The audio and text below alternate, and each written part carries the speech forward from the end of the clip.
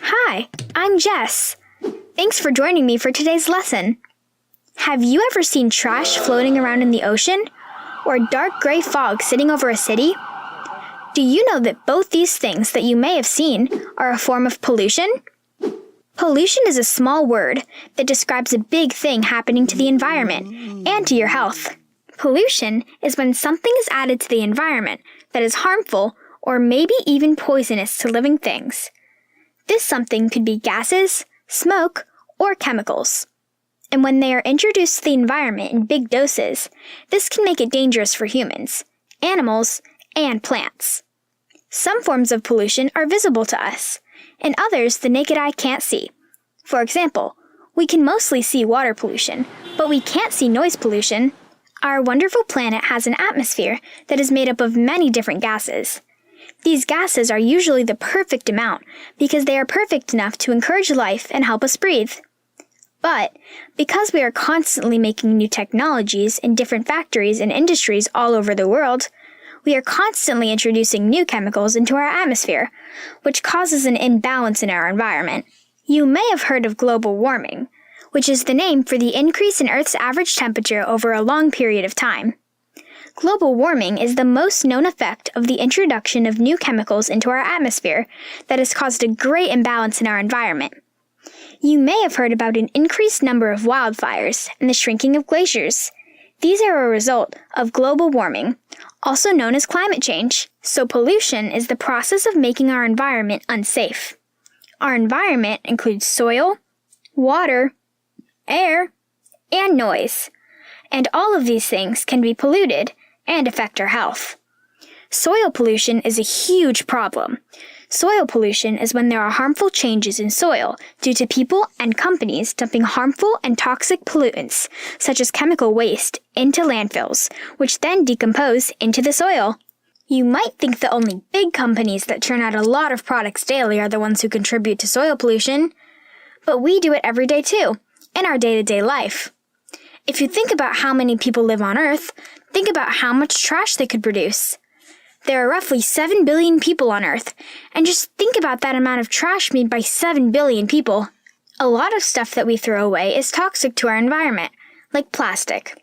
Plastic contains chemicals that can leak into the ground and pollute the water that we drink, even going so far as to reach our oceans, rivers, and lakes. As trash decomposes and the chemicals inside of them begin to seep into our soil, this can really be harmful to the environment. Soil can easily become polluted by general household garbage that we toss away, as well as industrial waste. Industrial waste is the term for waste made by big companies. Usually it's single-use plastics that are the main culprit. And a lot of companies make a lot of them. According to the University of Utah, big companies use 4 million pounds of materials in order to provide the average American family with products they need for an entire year. 4 million pounds! Most of it is classified as non-hazardous, such as wood, concrete, bricks, and glass, which are materials needed for construction, as well as items needed for hospitals, such as bandages and surgical instruments. But industries still make hazardous waste for manufacturing pesticides, mining, and other chemical production.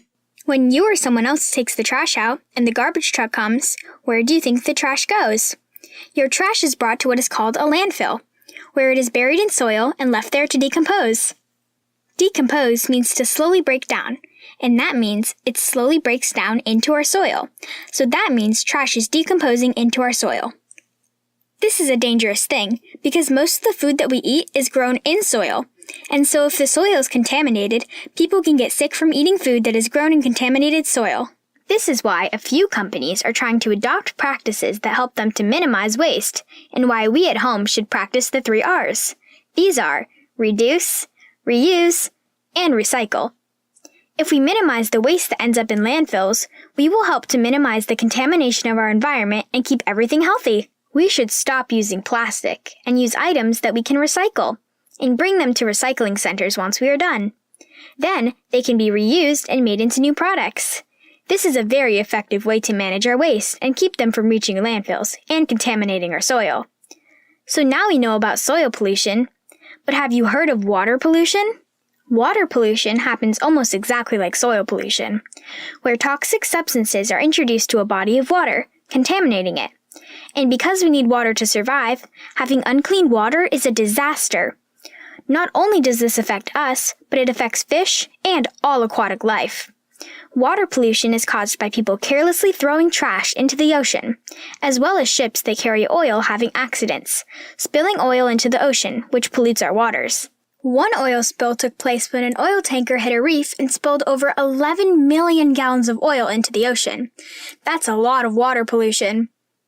Did you know that there are islands of trash in the Pacific Ocean? That sounds weird, right? But there are islands made up of trash in the ocean because of littering caused by mankind. The most popular one is the Great Pacific Garbage Patch, which is a collection of trash in the North Pacific Ocean. But there are several more.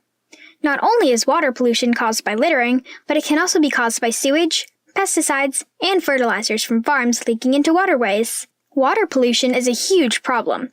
Researchers believe that 783 million people do not have access to clean water. Having sewage in drinking water can make people really ill, as it contains germs and viruses. Another type of water pollution is nutrient pollution. This is when nutrients such as nitrogen are added into bodies of water, and not on purpose.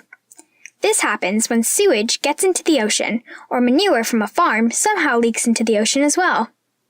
The nutrients act as a fertilizer and make algae grow way faster than normal. This makes the algae block light from other aquatic plants. And this lack of light makes the plants die. And because plants create oxygen, if they die, there's a lack of oxygen in the water, which in turn makes aquatic animals die. Sometimes, water pollution can affect the entire food chain. Small fish will absorb pollutants in the water, and when the bigger fish eat these smaller fish, they then get the pollutants into their bodies. And then, birds or other animals might eat these fish, and then they have the pollutants in their bodies. Another form of pollution is air pollution. Having smoke or dust in the air is really bad for your lungs when we breathe it in. This can cause asthma, as well as other respiratory issues. Toxic smoke that contaminates the air mostly comes from vehicles such as cars, planes, and trucks. These vehicles use fossil fuels, such as gas, to fill up their tanks, which provide them with power. If you ever notice smoke that billows out of the exhaust of a car, that is carbon dioxide. And because there are so many vehicles in the world today, we are adding way too much carbon dioxide in our air and atmosphere. It isn't just vehicles, though. Factories that make many products that we use every day also add to air pollution. A common type of air pollution is dangerous gases such as sulfur dioxide, carbon monoxide, nitrogen oxides, and chemical vapors. Once these dangerous gases are in the atmosphere, they can have chemical reactions, which can cause things like acid rain and smog. Yeah, you heard that right. Acid rain. Acid rain is created when gases such as sulfur dioxide are blown up into the air, and when it rains, the sulfur dioxide gets washed out, causing acid rain, which can damage forests and kill fish. Air pollution also contributes to global warming. This is through carbon dioxide, which is a gas that is released by the burning of coal, natural gas, oil, and wood that traps heat in the atmosphere, which is increasing the Earth's temperature, causing major damage to the planet. This increase in temperature is slowly melting glaciers, which causes the sea level to rise, threatening the safety of coastal areas. Global warming also causes other changes to the Earth's climate, including more wildfires than usual, harsher droughts, and shifting wind and ocean patterns, which are all referred to as climate change. And last but not least, you have noise pollution. Imagine living next to a building where the people next door are continuously partying and making noise. You wouldn't be able to sleep. And not being able to sleep can actually make you sick. A lack of sleep can affect your immune system. Studies show that people who don't get a good enough sleep, or enough sleep, are more likely to get sick after being exposed to a virus. Noise pollution can affect the environment as well. When sound from planes, buildings, or other sources reaches harmful levels, this can interfere with sleep, making people stressed, affect their hearing, and even their blood pressure. The Clean Air Act was introduced to help control machine and plane noise. Researchers found that noise pollution contributes to hundreds of thousands of deaths per year because it increases stress levels, which can become dangerous for your heart and lead to heart attacks. Noise pollution also impacts the health of wildlife. Wildlife researchers have found that loud noises cause caterpillars' hearts to beat faster, and bluebirds to have fewer chicks. Did you know that you can get underwater noise pollution? Noise that comes from ships has been shown to upset whales' navigation systems. Noise also makes wild species communicate louder, which can shorten their lifespan. As you now know, there are many different types of pollution. But as pollution grows, ways to combat it has grown too. People are introducing solar energy and wind energy to help power their homes in a clean and sustainable way. This helps to put less carbon dioxide into the environment, which is great news for not only us, but wildlife as well. In order to be environmentally friendly and help stop pollution, you can start recycling and stop using plastic materials as much as you can. Carpooling is also a great way to help keep vehicles off the road, or even using buses and trains. Well, that's all we have time for today. Thanks for joining me and see you next time.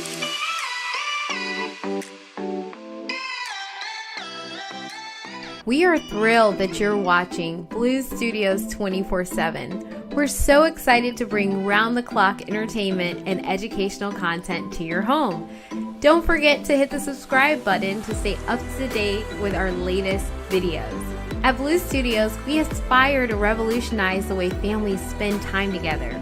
We empower families by providing them with tools to work together, earn and learn, and achieve new heights of success. Visit www.bluestudios.io to discover more about our mission and how we empower families to succeed. Thank you so much for being part of our community. Keep watching and learning with us. And don't forget to hit that subscribe button.